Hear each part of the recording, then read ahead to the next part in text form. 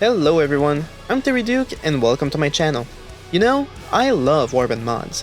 Whether they take you to a different time period, a different world, or bring new gameplay mechanics, it's no wonder I've spent so much damn time playing Warband. But sometimes, it's nice to play mods that don't take you too far from home, so today we're looking at ambitious mods that still take place in the native world of Calradia. Before we start though, did you know that for all the Warband content I've produced so far, I've never been paid a single cent? That's because YouTube doesn't let content creators monetize their videos until they reach 1000 subscribers, and damn it, I'm so close. So if you enjoyed this video or any of the many videos on my channel, then please subscribe to the channel so that I can eventually monetize. Thank you very much, and on to the video. Usually when I make these videos, I like to rank the mods based on personal preferences, but because many of these mods are very similar to one another, I instead decided to share with you my favorite Calradian mods based on certain categories, such as best story-driven, best improvements, best of different time periods, as well as a few honorable mentions at the end. So let's start with best improvements. In this category, I share mods that aim to improve upon native Calradia by adding some mods, but don't really do anything to change core native. Generally, the factions and the NPCs are more or less the same, and so is the map. Such mods that I personally enjoy include Native New Design, Bannerpage, Diplomacy for Litdom Reloaded, and Floris Evolved. Which mod you end up playing yourself will most likely depend on the slightest of changes brought to the mods that you prefer the most. Virtually all of them add Diplomacy, the same mod settings for battles, including pre-planning. They pretty much all add new items to the game and revamp the troop trees for the factions to some extent. To really compare these mods and to see which you might like the most, I suggest you look at each mod DB page for the full list of features. Each mod has its own article for it. I personally love Native New Design because it lets you be the ruler of an entire faction from the start. The option in Bannerpage only gives you one settlement and one vassal to start with. I did love Diplomacy Litdom for its new sound effects though.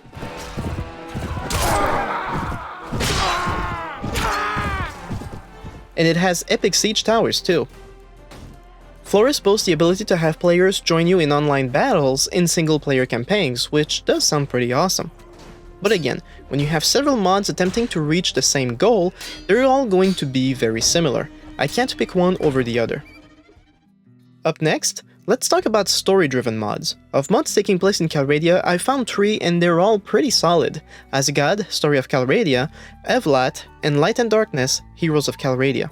In Azgad, you start as a sole survivor in a village that was destroyed by bandits. The first part of the story is focused on getting vengeance for the loss of your family at the hands of Krykon, a powerful raider with a large army. In order to track Krykon down, we have to meet a bunch of people and complete more quests, which in turn give us magical weapons. Overall, Azgad is pretty good and leads you to become a lord over time. I don't want to spoil it obviously, but there's a lot of surprisingly cool segments.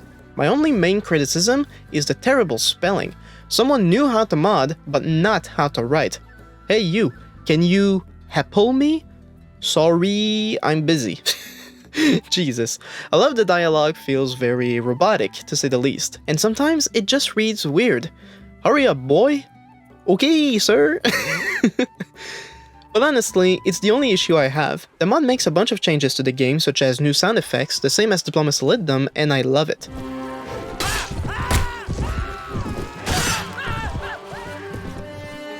And the magical weapons are pretty awesome too. Up in the heat!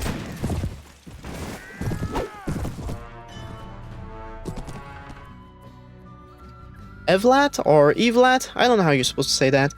This mod has you start as a former adventurer coming out of retirement. You have 2 fully grown children as your companions, which is pretty cool, and all the native companions know you personally and can offer unique quests. The main storyline did not seem as engaging as Azgad and Light and Darkness, at least initially, but it will keep you busy for a long time, and the mod offers new weapons and armors, as well as new bandits, new music, and flying carpets.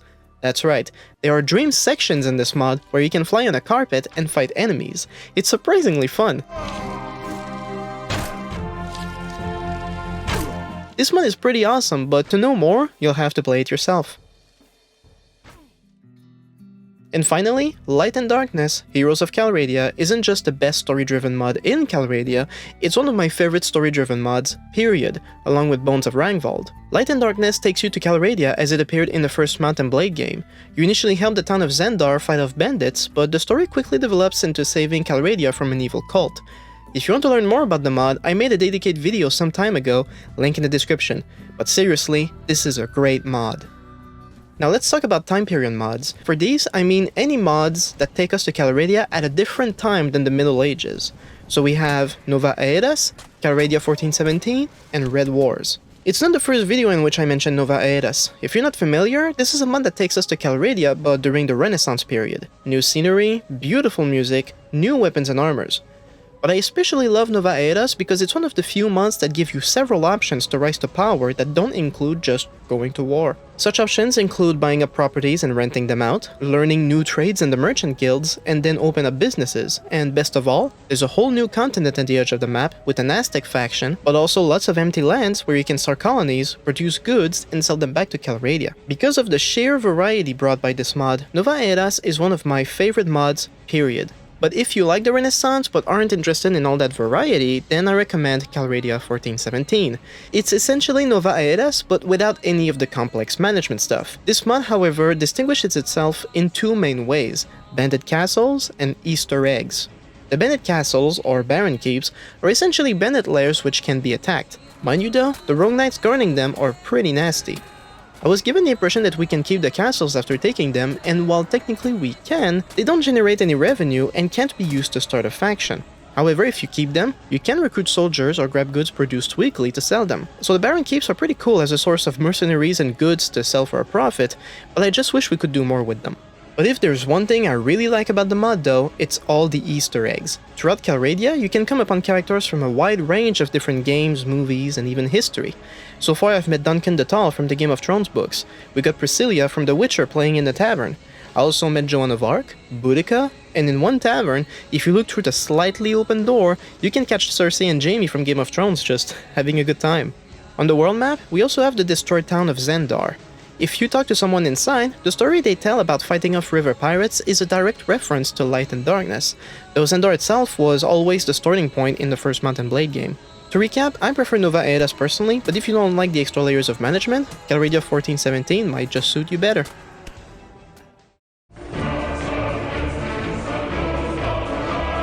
And then we have Red Wars. This mod takes us to Calradia in the 1920s. The mod strongly emphasizes the radical political movements around the time of World War I, with fascist and communist states. So the scenery is quite amazing. And because it's the 1920s, we don't really have armor anymore, it's mostly uniforms and suits. Swords are replaced with firearms, from handguns to machine guns. Overall, the mod is pretty good, the only problem is, it was never finished. Some scenery is still the native Calradia, which makes sieges very unbalanced. And in battles, because the guns are very accurate, it makes more sense to line up your troops far away from the enemy and just exchange fire. This actually makes the battles painfully slow. But still, using guns is pretty good and the uniforms are pretty neat. And so are the giant statues of Lenin. I ain't complaining, this mod is pretty cool. And that leaves us with a few honorable mentions, mods that don't stand in any given category. For starters, we have Explorer. Explorer is Warband with one major difference: there is no world map to travel onto. This means, as an adventurer, you're supposed to physically travel across Calradia to get anywhere. This effectively makes the game steer away from its usual gameplay mechanics to instead focus solely on the traveling. Calradia is split into many sections. Through each, you will come across peasants, caravans, and warbands, as well as bandits. And bandits give no warning, they just attack. To make traveling easier, the mod comes with the Raven feature, similar to Assassin's Creed Valhalla. It allows you to travel much faster. So for what the mod intended to do, it's actually fairly well done, but it's not in my taste personally. I find the traveling to be very grindy, but still, it might just be an experimental mod worth trying, so you can see for yourself. Fantasy Calradia is just that, it's a mod that adds fantasy to Calradia. Bandits are largely replaced by non-human species like ghouls and orcs. Faction troop trees have been revamped to include spellcasters, and you, yourself, can also fight using spells. The mod certainly makes for quite the visual spectacle when you get magicians in open battles. But outside of that, the mod doesn't do much. As far as fantasy mod goes, there are plenty I find better, but I'd give credit to Fantasy Calradia as a good mod to start playing fantasy mods. Basically, it's a good introduction. And for the perverts among you, you can always play kplomacy. This mod could easily fit in the improved native category in that it adds a bunch of sub-mods to native Calradia, but there are two distinct additions. The first one being a republished map. Honestly, Calradia never looked so good, but as the title suggests, this mod's main thing is nudity. You can hook up with lords, random people in taverns, you can even pimp your companions, and you'll be treated to very graphic scenes which, no, I will not show. Go see yourself if that's your thing. And that's pretty much it for today. Thanks for watching, everyone! If you like the content, remember to like and subscribe to support the channel. Oh, and in my defense, I did not learn of this last mod until someone mentioned it in my Discord server. If you want to give me your equally enlightening recommendations for future videos, feel free to join the server to interact with me more directly. Link in the description. Thank you all again, and I'll see you next time.